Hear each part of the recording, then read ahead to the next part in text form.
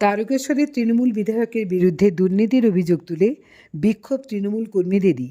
এ যেন উল্টো পুরাণ। বিরোধী দল নয়, তৃণমূলের বিধায়কের বিরুদ্ধে একাধিক দুর্নীতির অভিযোগ তুলে পথ অবরোধ করছেন, বিক্ষোভে ফেটে পড়ছেন দলেরই কর্মীরা। আর দাঁড়িয়ে দাঁড়িয়ে অসংখ্য মানুষ তা দেখল তারকেশ্বর বিধানসভার পিয়াসারা এলাকার প্রধান সড়কে। তারকেশ্বরের বিধায়ক রামেন্দ্র সিংহ রায়ের বিরুদ্ধে এলাকায় দুর্নীতিতে মদত দেওয়ার অভিযোগ তুলে তারকেশ্বরের সিআই প্রশান্ত চ্যাটার্জির কাছে একটি স্মারকলিপিও জমা দেন বিক্ষুব্ধ তৃণমূল কর্মীরা।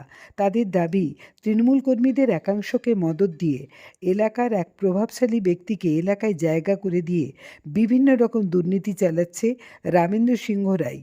ফলে তারকেশ্বর বিধানসভায় তৃণমূলের অন্দরে কোন্দল ফের প্রকাশ্যে চলে এলো।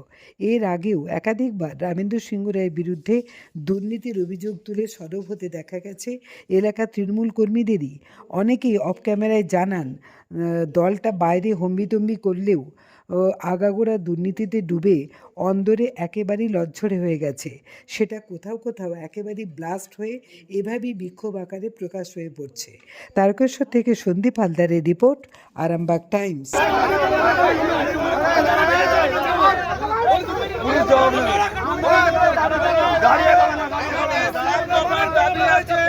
সাতটা দফার দাবি আমরা একটা স্মারকলিপি অনুযায়ী আমরা পুলিশকে দেব। সেই স্মারকলিপি আপনারা গ্রহণ করে আমাদেরকে রিসিভ দেবেন। আমরা 2 মিনিটের মধ্যে এখান থেকে উঠে চলে যাবো। প্রথম কথা, একজন তৃণমূল কর্মীকে 326-এ কি করে পুলিশ রিমান্ড দিয়ে মারে, এর দায় কিন্তু তন্ময় ঘোষকে দিতে হবে।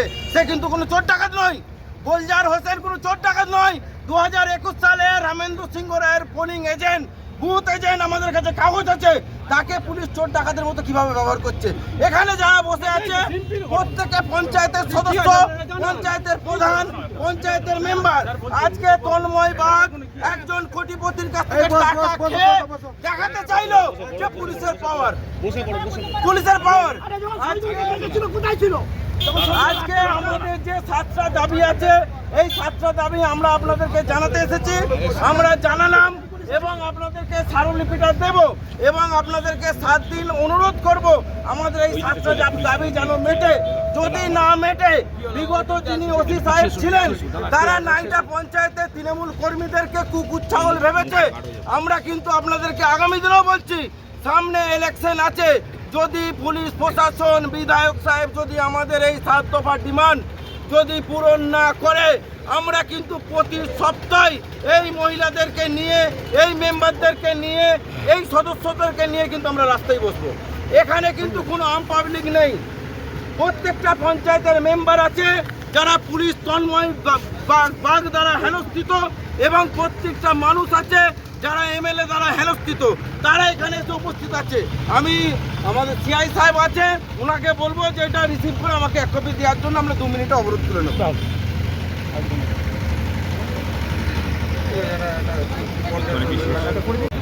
তৃণমূল কংগ্রেসের পতাকা, আপনারা তৃণমূল কর্মী, আবার তৃণমূলের বিধায়কের বিরুদ্ধে বিক্ষোভ দেখালেন কেন? শুনুন, বিধায়ক সাহেবের নেতৃত্বে এখানে কিছু মাটি মাফিয়া, জমি মাফিয়া, যারা জোর করে লোকের বাড়ি দখল করছে, লোকের জায়গা দখল করছে, লোকের জমি দখল করছে, এবং একটা 20 বছর পুরনো পাকা বাড়ি, তিনি বাড়ির ভিতরে যখন প্লাস্টার করতে চাইছেন, তিনি বাড়িতে বসবাস করেন, যখন বাড়ির ভিতরে প্লাস্টার করতে চাইছেন তাকে গিয়ে পারমিশন দেখতে চাইছে। তিনি ভদ্রমহিলা বলছেন যে আমার ভাই পুরনো ইন্দিরাবাসনে পাওয়া 20 বছর আগের বাড়ি, আমি এই বাড়িতে বসবাস করছি, এর আমি পারমিশন কোথায় পাবো? বলছে আমাকে 1.5 লাখ টাকা দিতে হবে, নাহলে বাড়ির কাজ করতে দেবো না, বাড়ির কাজ বন্ধ। কিছু বিধায়ক ঘনিষ্ঠ মানুষজন বলছে, তারাও তৃণমূল করে। একজন ভদ্র মহিলার 20 শতক জায়গা জোর করে দখল করে নিয়েছে। একটা সরকারি আইসিডিএসের টয়লেট বাথরুম করানোর আমরা 2 বছর ধরে চেষ্টা করছি। এমন কোনো ব্যক্তি নেই যার কাছে আমরা যাইনি। সেই টয়লেট বাথরুমের কাজ করাতে গিয়ে আমি 48টা সেলাই খেয়েছি, আমাকে মার হয়েছে, আমি 48টা সেলাই খেয়েছি। তারা আজকে নিজেদেরকে এমএলএর লোকজন বলছে। আজকে আমাদের লজ্জা লাগে। তাই আমরা পুলিশকে একটা স্মারকলিপি জমা দিয়েছি 7 দফার, মানুষের স্বার্থে, মানুষের জনগণের কাজ। প্রথম দফা আইমা পাহাড়পুর 203 নম্বর টয়লেট আইসিডিএসের toilet, bathroom, submersible kitchen set পঞ্চায়েতকে করতে দিতে হবে। 2 নম্বর দফা একজন ভদ্র মহিলার ঘরকে আটকে দিয়েছে, তার ঘরকে করতে দিতে হবে, বাসত বাড়িকে করতে দিতে হবে। 3য় দফা একজনের ভদ্রমহিলার 20 শতক জায়গা জোর করে এমএলএর লোকজন দখল করে নিয়েছে, সেই জায়গাকে ছাড়তে হবে, সেই জায়গাকে তাকে ফেরত দিতে হবে। 4 নম্বর একজন বাংলা আবাস যোজনার বাড়ি পেয়েছে, তাকে কিন্তু তার নিজস্ব জায়গায় তাকে ঘর করতে দেওয়া হচ্ছে না, টাকা দিতে হবে, টাকা দিলে তবেই ঘর করতে দেওয়া হবে। আপনারা তো তৃণমূল কংগ্রেস কর্মী, অবশ্যই আপনারা কি তৃণমূলের বিধায়কের বিরুদ্ধে লড়াই করছেন? আমরা কারোর বিরুদ্ধে লড়াই করছি না, আমরা সত্যিটা তুলে ধরতে চাই। আমি বিধায়ক সাহেবকেও ভাবাতে চাই যে আপনি স্যার দেখুন, আপনারা এই ভদ্র মহিলাদের ভোটে জিতেছেন, এরা যারা এখানে হেনস্থ হচ্ছে সব মুসলিম মহিলা। আপনি দেখেছেন যারা বড়কাধারী মুসলিম মহিলারা ছিল, আমরা শুধু আজকে ভিকটিমদেরকেই নিয়ে এসেছি এখানে, কোনো পার্টির লোক নেই, কোনো কেউ নেই, শুধুমাত্র যারা নির্যাতিত হয়েছে তারাই মাত্র এখানে এসেছে, তাদেরকে নিয়ে আমরা তাদের দলীয় ঝান্ডা নিয়ে আপনারা পথ অবরোধ করছেন?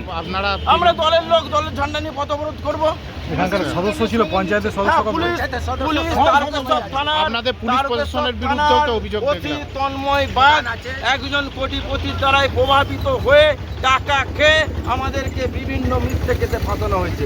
বারবার আমাদের উপরে অত্যাচার হচ্ছে, আমাদেরকে মিথ্যে কেসে ফাঁসানো হচ্ছে। এবং নাইটা পঞ্চায়েতে মানুষের প্রতি অত্যাচার হলেও কিন্তু কোনো নেতা, মন্ত্রী, এমএলএ কেউ কিন্তু দেখতে আসছে না। পুলিশ কি বললো? পুলিশকে সারলি কি? পুলিশের ভূমিকা নিষ্ক্রিয়, কিন্তু আমাদের ঊর্ধ্বতম স্যারেরা এসেছেন, তারা বলেছেন এই 7 দফার দাবি ওনারা 7 দিনের সময় নিয়েছেন, 7 দিনের মধ্যে ওনারা খতিয়ে দেখবেন এবং আমাদেরকে আশ্বাস দিয়েছেন যে এই যে ইল্লিগালভাবে যেসব কাজগুলোকে বন্ধ করা হয়েছে, এই কাজগুলো আমাদের যিনি সিআই সাহেব এসেছেন উনি কথা দিয়েছেন, উনি এই কাজগুলোকে চালু করিয়ে দেবেন।